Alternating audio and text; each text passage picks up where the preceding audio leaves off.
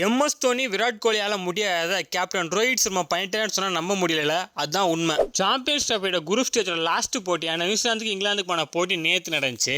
தொடர்ந்து 13வது டைமா captain Rohit Sharma டாஸை win பண்ண நியூசிலாந்து முதல்ல பவுலிங் தேர்ந்தெடுத்திருப்பாங்க.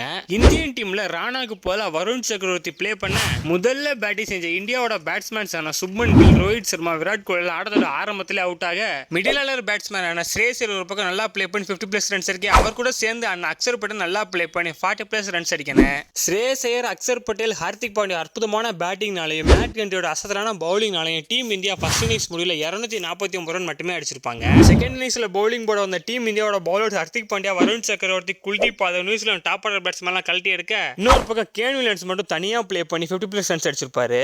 இந்தியாவோட ஸ்பின் தாங்க முடியாம பிலிப்ஸ் லேத்தம்ல இன்னொரு பக்கம் விக்கெட் கொடுத்து போயிட்டே இருக்க, கடைசியில் அக்சர் பட்டேல் பால்ல இறங்கி அடிக்க போய் வில்லியம்சன் அவுட் ஆயிட்டு போயிருப்பாரு.